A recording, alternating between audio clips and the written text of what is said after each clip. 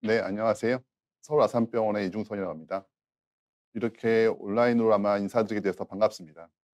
가능하면 코로나 사태만 아니었으면 직접 뵙고 우리가 정신과 질환에 대해서 이야기를 하면 더 좋았을 것 같긴 한데 어쩔 수 없이 이번에는 온라인으로 인사드립니다. 나중에라도 조금 코로나 사태가 빨리 좋아져서 직접 뵙고 말씀드릴 수 있었으면 좋겠습니다. 오늘 제가 말씀드릴 내용은 정신질환의 치료에 대한 겁니다. 물론 이제 학문적인 것도 있지만 학문적인 것보다는 가급적이면 제가 환자를 보면서 느꼈던 점이 있거든요. 그것을 좀 설명드리도록 하겠습니다. 정신질환이 되게 다양한데 그중에서 저는 아마 조현병, 주로 조현병에 대한 말씀을 드릴 것 같습니다. 하나씩 하나씩 슬라이드를 보면서 설명을 드리겠습니다. 보면 우리 조현병에 대해서 정신질환에 대해서 국가에서 조사를 합니다. 2016년도 조사 내용을 보시면 굉장히 많은 정신질환이 있습니다. 보통 우울증부터 알코올 장애, 그런데 우리가 주요하게 봐야 될 조현병이나 양극성 정동장애 보시면 전 인구 중에 100명 중에 1명이 안 됩니다. 교과서에서는 100명 중에 1명을 하지만 실제 조사해 보면 100명 중에 한 0.2명, 0.3명 정도 됩니다. 보시면 숫자로 보이시죠? 이제 담배, 알코올 중독이 제일 많고요. 아까 말씀드린 것처럼 양극성 장애나 조현병은 한 100명 중에 한 0.2명, 0.3명 정도 됩니다. 그런데 이게 우리나라만 그런 게 아니라 전 세계 다 비슷합니다. 전 세계 보시면 양극성 정동장애도 100명 중에 1명이 안 되고 조현병도 역시 100명 중에 1명이 안 됩니다. 그런데 이 조현병이 숫자는 100명 중에 1명이 안 되지만 굉장히 중요합니다. 왜냐하면 조현병은 여러분들이 생각하시는 것처럼 잘 치료가 안 된다고 알려져 있습니다. 지금까지 많은 약이 개발됐지만 실제 약을 써보면 좋아지는 사람도 물론 있지만 대부분의 환자들이 좋아지지 않습니다. 지금까지 데이터를 보면은 조현병의 경우는 좋아지는 사람도 한 20% 정도 되지만 대부분의 환자들, 70%나 80%의 환자들은 증상이 많이 남아있고 그 증상 때문에 환자가 기능, 예를 들면 직장 생활이든 아니면 사람들 관계, 대인 관계에서도 좀 문제가 있습니다. 그러면 이 조현병을 이제 어떻게 치료할 거냐에 대한 건데 보시면 이제 크게 세 가지로 나눕니다. 첫 번째는 급성기라 부르고요. 두 번째는 이제 안정기, 세 번째는 유지기라 부릅니다. 급성기는 말 뜻처럼 우리가 증상이 심해졌을 때, 증상이 아주 심했을 때 그 치료하는 시기를 말하고요. 보통은 한 2달, 3달 정도 됩니다. 그 다음에 안정기는 이제 증상이 좋아지고 나서 어느 정도 6개월까지를 보통 안정기라고 합니다. 그 다음에 유지기는 이제 증상이 좋아지고 나서 6개월 정도 지나서 증상이 없는 상태에서 이제 재발을 방지하는 것을 목적으로 합니다. 그러면 이렇게 시기에 따라 나누는데 그럼 조현병은 어떻게 치료하냐? 아시는 것처럼 약을 쓰고 약 말고도 다른 정신사회적 치료도 같이 합니다. 근데 오늘은 제가 아마 주로 약에 대한 설명을 드릴 것 같습니다. 제가 오늘 약에 대한 설명만 드린다고 해서 그러면 정신사회적 치료가 의미가 없냐? 그건 아닙니다. 정신사회적 치료도 중요합니다. 예를 들면 지금처럼 보호자들이 교육을 잘 받고 또 환자가 또 여러 가지 재활을 하기 위해서 여러 가지 프로그램에 참여한 것들도 중요하지만 오늘은 저는 약에 대한 설명을 주로 드리겠습니다. 그래서 우리가 조현병에 보면 초기가 중요하다는 말을 많이 합니다. 환자나 보호자 입장에서는 갑자기 증상이 생겨서 당황스러울 수 있는데 그 시기가 치료적으로도 중요합니다. 보통 5년까지를 말합니다. 증상 생기고 나서 5년까지를 초기라 부르고 초기가 중요한 이유는 그때 환자들이 증상 변화도 많고 또 초기에 치료를 잘 받아서 빨리 치료받으면 나중에 5년이나 10년 또는 그 이후에 치료 경과가 좋기 때문에 이 초기가 되게 중요한 의미를 가지고 있습니다. 초기에 어떤 증상이 어떤 식으로 생기나를 보면요. 처음에 우리가 사이코틱하다 부르는 환청과 망상이 생기기 전에도 환자들은 증상이 있습니다. 전조 증상이라 부르긴 하는데 보통 전조 증상이 있다가 환청이 망상 생기는 데까지 보통 한 5년이 걸린다고 합니다. 물론 어떤 환자는 1년 만에 또는 몇 달 만에 갑자기 생기는 환자도 있지만 보통은 한 5년 정도 지나면 환청과 망상이 생긴다고 합니다. 그러면 환청과 망상이 생기고 나서 입원까지 얼마나 걸리냐? 보통 1년 정도 걸린다고 합니다. 또 환자마다 어떤 사람은 증상이 굉장히 빠른 속도로 나빠진 환자가 있는가 하면 어떤 환자는 서서히 증상이 생기는 환자가 있습니다. 그거에 따라서 급성, 아급성 나누기도 하는데 어떤 환자들은 아주 4주 이내에 증상이 빠른 속도로 나빠지는 환자가 있습니다. 보통 한 18% 정도가 거기에 해당되고요. 대부분의 조현병 환자는 증상이 서서히 생깁니다. 만성이라 부르고 그 비율이 한 70% 정도 됩니다. 첫사파가 중요한 건 아까 말씀드렸던 것처럼 여러 가지 연구적으로도 중요합니다. 왜냐하면 이제 첫사파가 왜 중요하냐면은 여러 가지 연구를 하다 보면은 만성화되거나 입원 때문에 연구하기 어려운 경우가 있습니다. 환자가 병에 대한 것을 원하고 싶은데 병이 아니라 오랫동안 입원했던 것만으로도 증상이 나빠질 수 있기 때문에 이런 만성화되거나 입원 등의 교란 변수를 최소화할 수 있고요. 또 하나는 약을 안 먹은 환자들을 모을 수 있다는 점에서 중요합니다. 그래서 이런 첫사파 환자들은 저희들 연구하는 입장에서는 환자의 딱 원인에 대한 연구를 하기가 좋습니다. 약물 치료를 어떻게 할 거냐에 대한 건데 조현병 치료의 역사를 한번 보시면 1920년대부터도 치료는 있었습니다. 그 당시에도 여러 가지 약을 써서 환자를 재우는 걸로 치료하기도 했었고요. 그 다음에 1930년대에는 뭐 당뇨약인 인슐린 코마 세라피도 했었습니다. 또 경우에 따라서는 1935년대에는 수술도 했습니다. 그 당시에는 아직 정신과 약은 없었습니다. 그러다 보니까 할 수 있는 게 없으니까 저런 식으로 수술을 하거나 뇌 수술을 하거나 아니면 인슐린을 써서 환자를 코마 상태 또는 경련을 유발해서 치료했었습니다. 그러다 처음으로 정신과 약이 나온 거는 클로프로마진이 나온 건 1950년대입니다. 1950년대에 드디어 이제 정신분열병, 조현병 치료제가 나왔고 그 이후로 많은 약들이 개발됐습니다.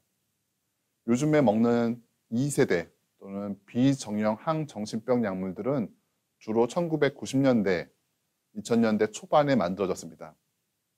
또 하나 나중에 말씀드리겠지만 장기 지속형 주사제가 있습니다. 주사제도 2000년대 초반에 만들어졌고 그 다음에 2000년대 후반에 2007년, 8년, 9년에도 새로운 약들이 많이 만들어졌습니다.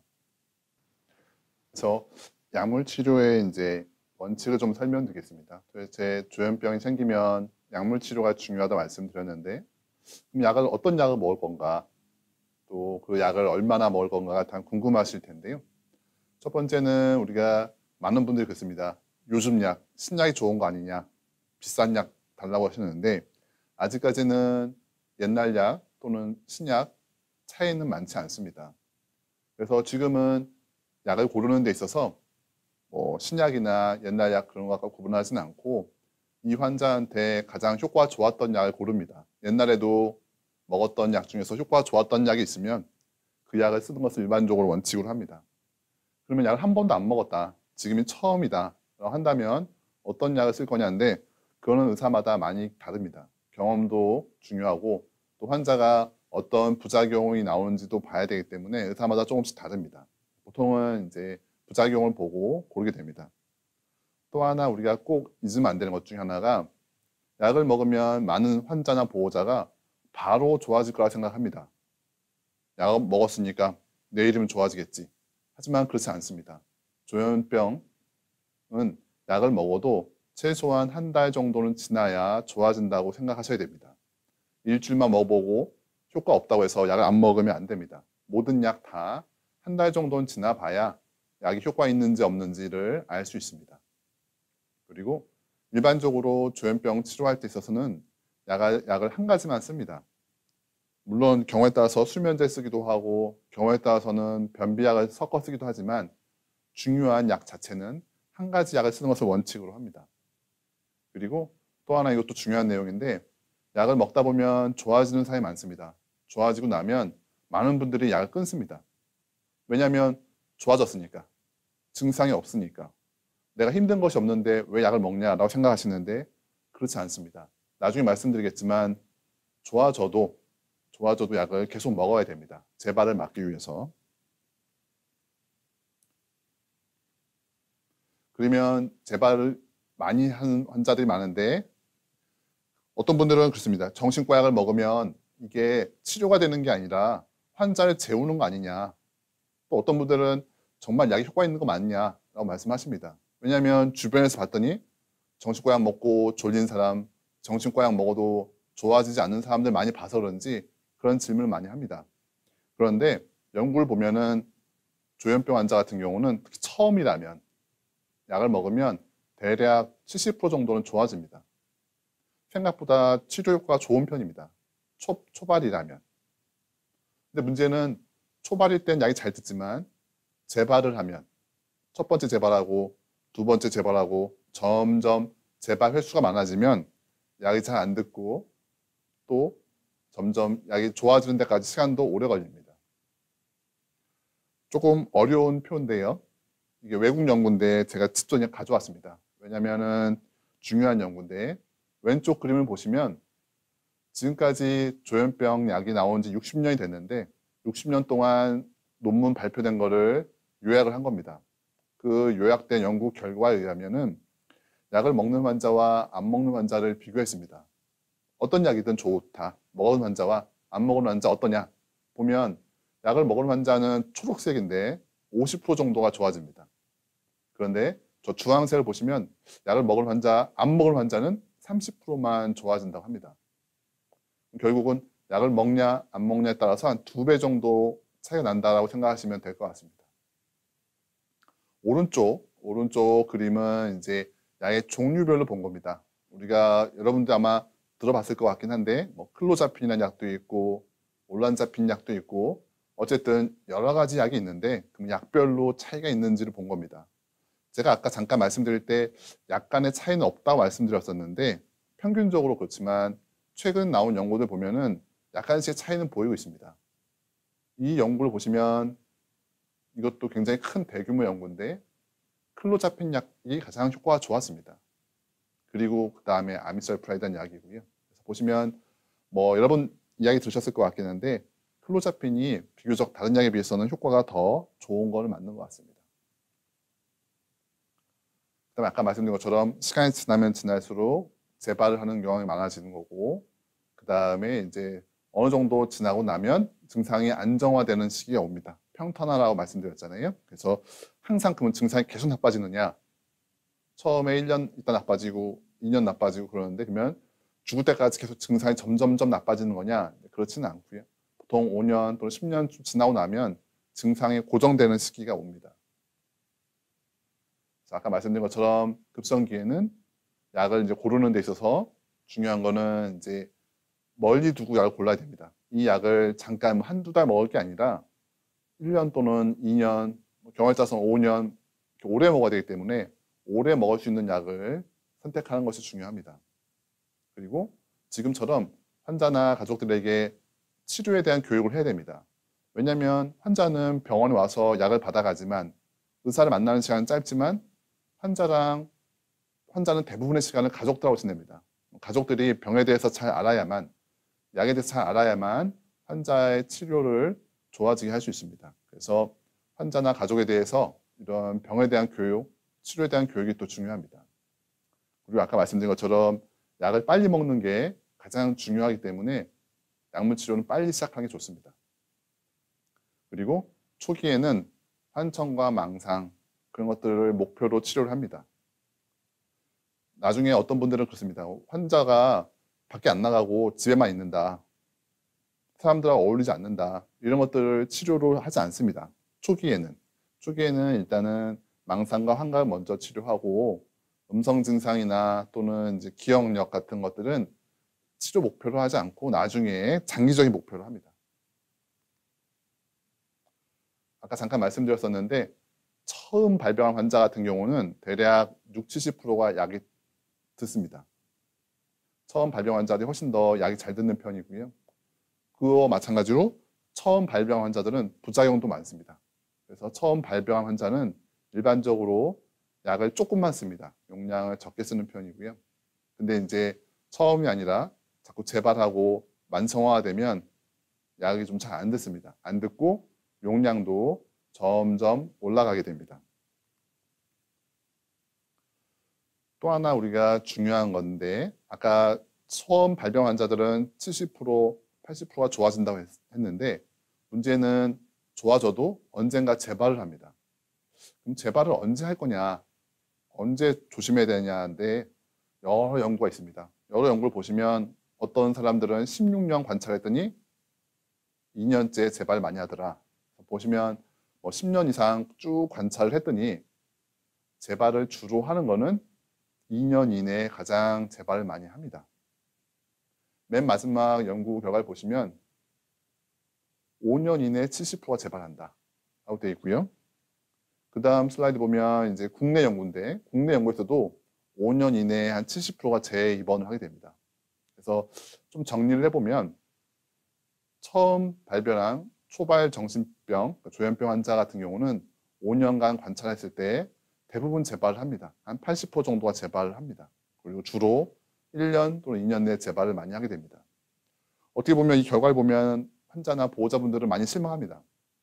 처음 발병하고 좋아져서 난 다시는 이제 괜찮겠지, 다시는 재발하지 않겠지 생각하시겠지만 현재까지 연구 결과를 보면은 한 80%가량은 재발을 할 겁니다. 그것도 5년 이내에.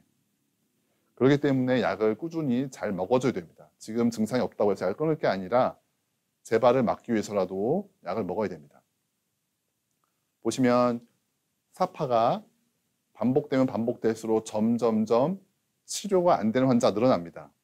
첫 번째 사파일 때는 한 30% 환자가 치료가 안 되는데 사파가 재발을 많이 하면 많이 할수록 점점 치료가 안 되는, 약이 안 듣는 환자가 점점 많아집니다.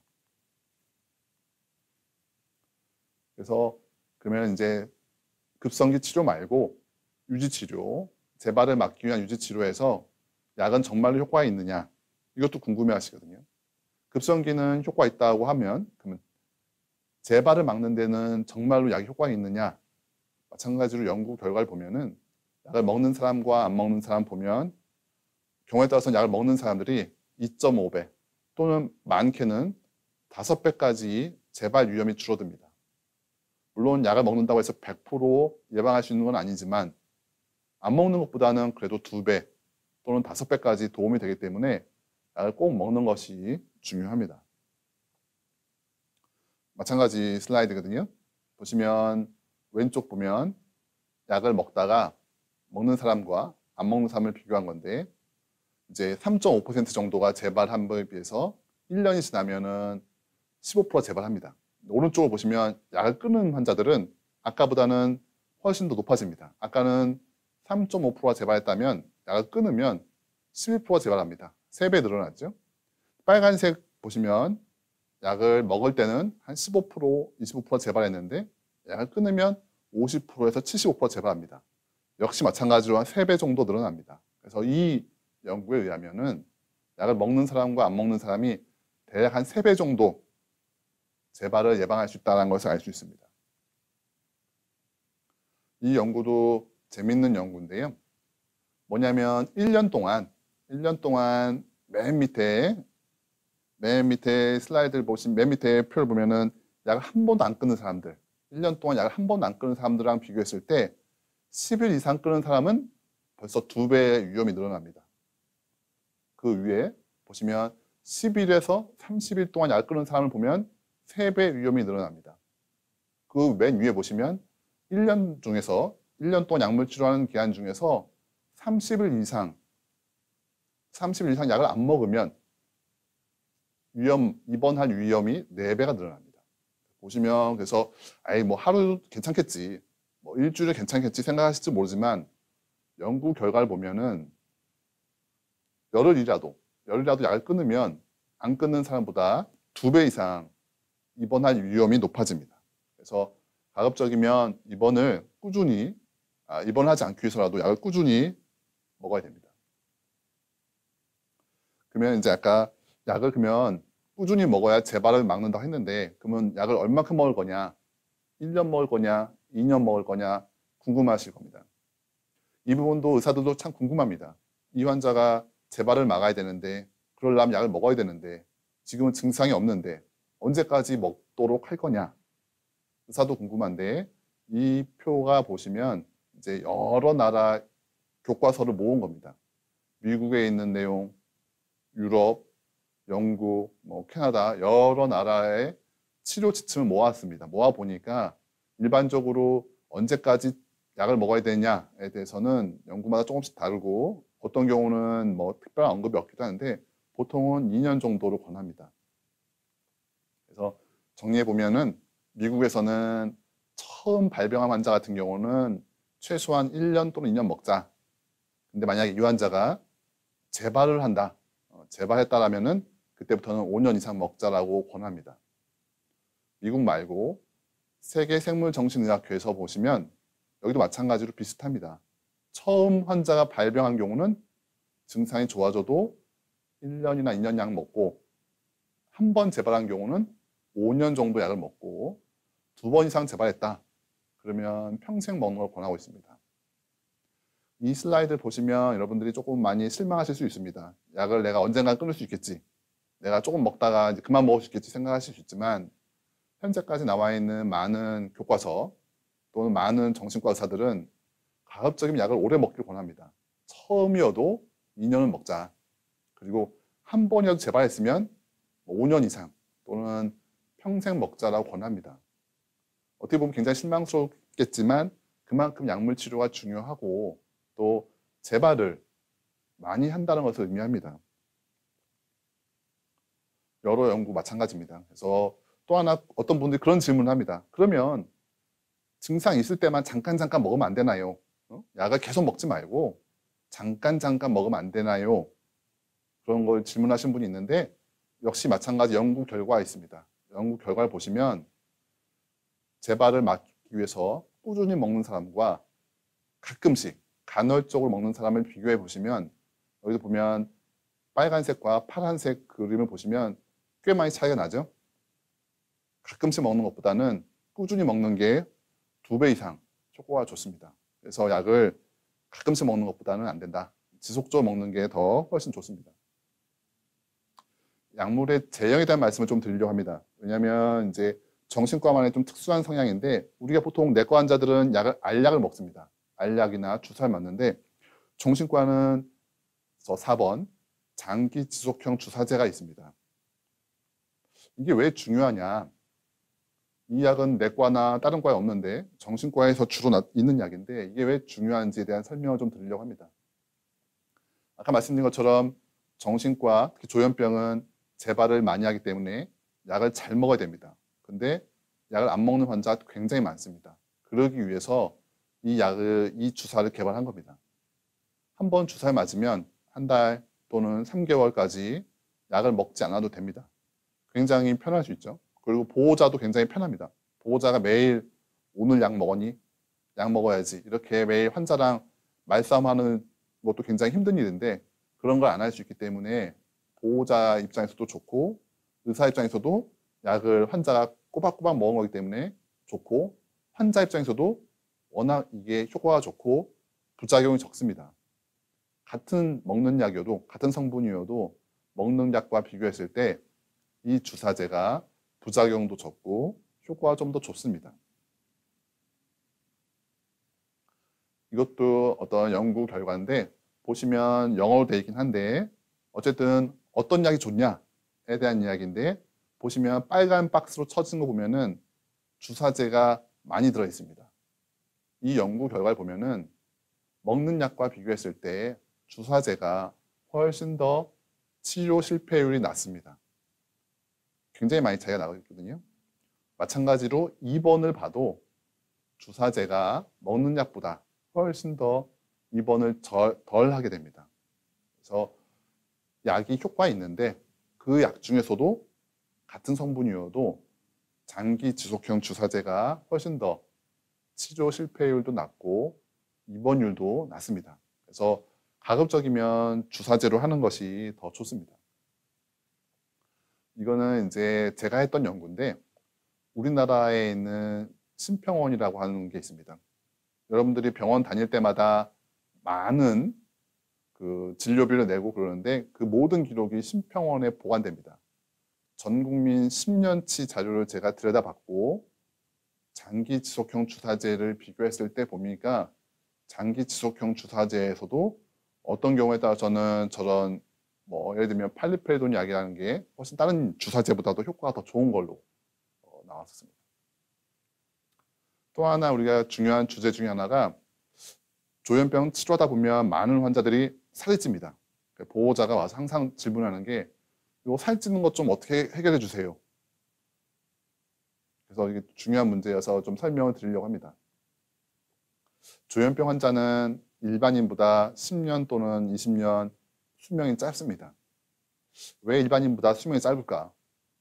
어떤 경우는 환자가 병원에 안 다녀서, 그러니까 암이 검진, 건강검진을 안 받아서, 또는 암이 있는데도 치료를 안 받아서 여러 가지 이유가 있을 거라 생각은 되는데 그 중에 많은 부분은 심혈관계 질환입니다. 고혈압, 당뇨, 뇌혈관 질환 때문에 환자가 수명이 짧은 걸로 알려져 있습니다.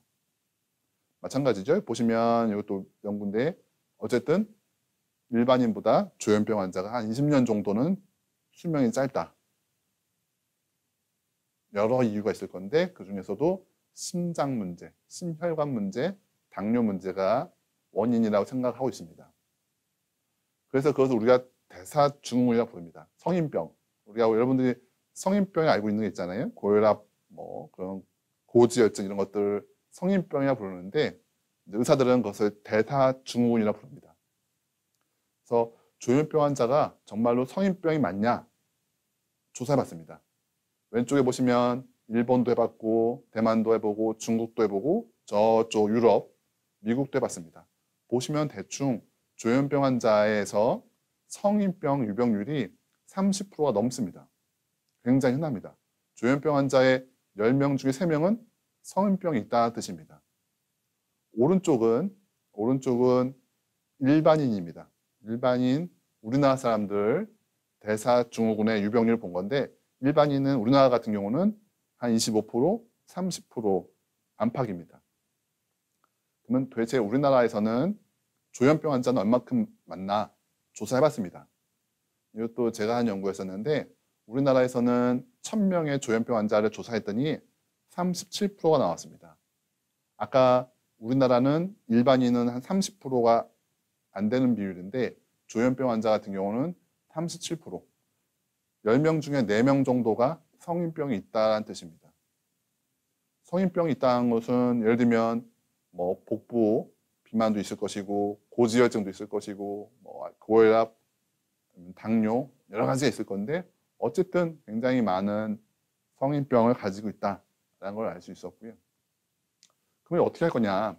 오늘은 뭐 이런 성인병에 대한 이야기를 자세히 설명드리기는 어려울 것 같고 간단히 말씀드리면 일단 조현병 환자가 성인병이 많다라는 것을 알고 계셔야 될 것 같고 성인병이라 한다면 살찌는 비만, 그 다음에 고혈압, 고지혈증들을 말합니다.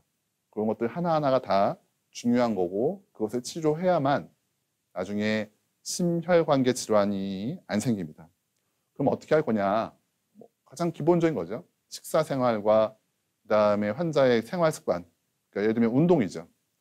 조현병 환자들이 여러 가지 이유 때문에 일반적인 활동이 적습니다. 주로 집에 있거나 아니면 컴퓨터 하거나 그에 비해서 먹는 거는 굉장히 단 걸 많이 먹습니다. 환자가 게을러서 그런 건 아니고 환자가 단 거 또는 음식을 많이 먹는 거는 현재 환자 먹고 있는 약물 때문에 그런 것도 있습니다. 우리가 쓰고 있는 약물이 부작용 중에 하나가 여러 가지 부작용이 있겠지만 그 중에 하나가 식욕이 늘어나고 체중이 늘어나는 문제가 있습니다. 그러다 보니까 환자가 약 때문에도 그렇고 또는 증상 때문에도 그렇고 식사를 많이 하게 되고 그에 비해서 활동을 안 하니까 비만이 생길 수밖에 없습니다. 그래서 그런 어떻게 식생활 바꾸는 것도 중요한 문제입니다. 보통 환자나 보호자들이 신경을 못 씁니다. 한참 살찌고 나서 10kg, 20kg 찌고 나서야 나중에 가서 이제 바꾸려고 하면 쉽지 않습니다. 왜냐하면 이미 살찌고 나면 그만큼 더 운동하기 더 힘들어지고 먹는 것도 이미 그런 거에 습관이 들었기 때문에 더 어렵습니다. 그래서 처음부터 살찌기 전부터 조현병 환자는 거의 다 성인병이 올 거라 생각을 하시고 처음부터 식생활을 조절하시는 게 필요합니다. 또 하나 생각하시는 거는 약을 바꾸는 것입니다. 제가 설명을 안 드렸었는데 정신분열병, 그러니까 조현병 약 중에서도 어떤 약은 성인병이 많이 오는 약도 있고 어떤 약은 성인병이 덜 오는 약도 있습니다. 그래서 경우에 따라서는 그것으로 변경하는 것도 생각해 볼 수가 있습니다. 또 하나는 우리가 살 빼는 약, 여러분들이 뭐 살 빼는 약 많이 알고 있잖아요. 그것도 사용해 볼 수 있습니다. 근데 항상 조심할 거는 살 빼는 약 중에서도 일부의 약은 정신과에서 굉장히 위험합니다. 그래서 단위 살 빼는 약을 먹겠다고 한다면 그거는 꼭 의사랑 상의하셔야 됩니다. 증상을 악화시킬 수 있습니다. 지금부터는 좀 간단한 걸 좀 설명을 드릴 건데요. 제가 이제 환자를 보다 보면 또는 보호자 교육을 하다 보면은 반복적으로 나오는 질문들이 있습니다. 그에 대해 설명을 조금 간단히 드리겠습니다. 우리가 이제 이 질문도 굉장히 많이 나옵니다. 약을 먹으면서 커피를 먹어도 되느냐? 근데 우리가 보통 의사들이나 간호사들이 커피를 먹지 말라고 교육합니다. 조현병 환자들한테 약 먹는 동안은 커피 먹지 마세요. 왜냐하면 커피 먹으면 약 효과가 떨어져요. 실제 맞습니다. 약 효과가 떨어지는 건 맞는데 그렇다고 해서 절대 금기냐? 그건 아닙니다. 어느 정도는 뭐 예를 들면 하루에 뭐 2잔, 3잔 정도까지는 먹어도 되고 물론 잠자는데 문제가 없다면 먹어도 괜찮습니다. 근데 안 먹는 게 제일 좋은 건 맞지만 먹는다고 해서 아주 큰 문제는 아닙니다. 술, 약 먹으면서 술 먹어도 되느냐? 이것도 굉장히 질문을 많이 하는데 술은 웬만하면 안 먹는 게 좋습니다. 커피는 좀 먹어도 된다 생각하는데 술은 저도 가급적이면 안 먹는 걸 권합니다. 이유야 여러 가지가 있는데 그중 하나는 술도 간으로 가고 약도 간으로 갑니다. 간이 굉장히 부담이 되기 때문에 안 먹는 게 좋을 것 같고요. 또 하나는 술 자체로 인해서 약 효과가 떨어지는 문제 또는 술을 먹다 보면 약을 안 먹습니다. 간에 안 좋을까 봐. 내가 약을 안 먹지. 술을 먹고. 그러면 약을 한두 번 빼먹게 되면 결국은 약을 안 먹게 되기 때문에 술은 안 먹는 쪽으로 하는 게 좋습니다. 담배도 많이 나옵니다. 조현병 환자가 담배를 많이 핍니다. 다른 일반인보다, 다른 정신과 환자보다. 조현병 환자가 담배를 피는 이유는 여러 가지가 있을 거라 생각을 하는데 담배를 피면 일반적으로 불안이 적어집니다. 그래서 조현병 환자들이 그 불안을 없애기 위해서라도 담배를 많이 핍니다. 근데 담배는 뭐 여러 가지 암도 생길 뿐만 아니라 써 있는 것처럼 약의 효과를 감소시킵니다. 그래서 담배는 안 피는 것이 맞습니다. 한약, 어떻게 보면 너무 당연한 질문인데 이런 질문을 하시는 분들 많습니다. 아직도. 정신과 병을 아직도 몸이 허해서 또는 스트레스 받아서라고 생각하시는 분도 있습니다. 내 딸이 병이 생기는 거는 너무 고생해서 그래. 못 먹어서 그래. 그러니까 정신과 약이 독하니까 몸보신을 해야 돼. 그래서 한약을 같이 먹는 보호자가 아직도 많습니다. 근데 그거는 절대 안 됩니다. 정신과 약도 간에 부담이 되는데 한약도 마찬가지로 약입니다. 약이기 때문에 간에 부담이 됩니다. 또 하나 문제는 약은 효과 있나 없나 또는 부작용이 있나 없나 연구가 많이 되어 있습니다. 근데 문제는 한약은 먹는 약과 상호작용을 일으키는지 안 일으키는지 알 수가 없습니다. 그렇기 때문에 심한 부작용이 생길 수도 있습니다. 그래서 한약은 안 먹는 걸로 하셔야 됩니다. 또 하나 우리가 약을 빼먹는 경우가 있습니다. 아침에 잘 때 한번 먹어야 되는데 아침에 깜빡했다. 그럼 잘 때 어떻게 해야 되느냐? 아침 것도 같이 먹냐? 같이 안 먹는 게 좋습니다.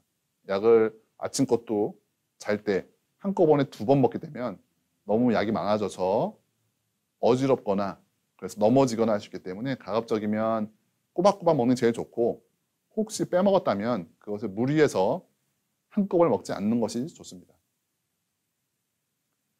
그 다음에 아까도 잠깐만 말씀드렸었는데 굉장히 중요한 내용입니다. 약을 먹었을 때 효과가 바로 오지 않습니다. 최소한 1달 뒤를 생각하셔야 됩니다. 그래서 약을 먹었는데 효과 없다고 해서 또 일주일 만에 효과 없다고 해서 병원을 바꾸거나 약을 바꾸거나 그런 것을 약 끊는 건 안 되고 최소한 1달 이상은 기다려 봐야 됩니다. 약을 중단하지 않는 것이 꼭 필요합니다. 그 다음에 이제 거의 마지막 슬라이드인데 또 하나가 약을 먹으면 중독된다 이런 말을 많이 하십니다. 정신과약 먹으면 중독되는 거 아니냐? 중독되는 약도 있긴 있습니다. 정신과약 중에서 보면 정신과약이 굉장히 종류가 많은데 수면제, 안정제는 중독이 되지만 지금 조현병 환자한테 쓰는 조현병 약물은 중독되지 않습니다. 그래서 이 약 같은 경우는 오래 먹는다고 해서 중독성이 있지 않으니까 그것을 불안해하실 필요는 없고, 다만 아까 말씀드린 것처럼 수면제나 안정제는 중독성이 있기 때문에 그거는 의사랑 상의해서 먹는 것이 필요합니다. 그다음에 이제 재발은 이제 약을 먹으면 재발할 수 있습니다. 이 말씀을 꼭 드리고 싶었던 것 중에 하나인데, 약을 먹으니까 재발을 안 할 거다라고 생각하셔서 방심하는 분들이 있습니다. 하지만 약을 먹어도 재발이 줄어드는 건 맞지만 재발을 하기 때문에 항상 이 부분도 염두에 두시고 약을 먹는 중에라도 재발에 대해서 증상이 나빠지는지를 잘 보셔야 됩니다. 자, 여기까지 제가 설명을 드렸고요. 혹시 궁금하신 거 있으면 채팅에다가 남겨주시면 제가 답변을 드리도록 하겠습니다. 그래서 제 강의를 듣고 질문을 해주신 분들이 많네요. 그래서 제가 이제 드릴 수 있는 데까지 설명을 좀 드리겠습니다. 첫 번째 질문은 뭐였냐면, 이제 유지치료 중인데 얕은 수준의 피해망상이 있어서 불안하다. 근데 그럼 치료가 잘 되고 있는 거냐? 라고 질문을 하셨습니다. 유지치료 때 치료의 목적은 저는 증상을 다 없애는 건 아니라고 생각합니다. 물론 증상이 다 없으면 제일 좋겠죠. 근데 증상을 다 없애기 위해서 또는 약을 너무 많이 써야 될 수도 있고요. 또 경우에 따라서는 증상이 남아있지만 환자분이 그거를 잘 관리할 수 있다면, 또 그 증상이 있어도 사회생활을 잘 할 수 있다면 저는 그것도 괜찮다고 생각합니다. 증상을 다 없애는 것을 목표로 삼으면 너무 약도 많아지고 또 환자가 그것이 안 되면 실망을 많이 하기 때문에 굳이 그럴 필요는 없다고 생각합니다. 이것도 잘 치료가 되고 있는 거라고 생각됩니다. 또 하나, 두 번째 질문이 약을 아침, 저녁으로 나눠 먹는데 그 이유가 뭐냐라는 질문입니다.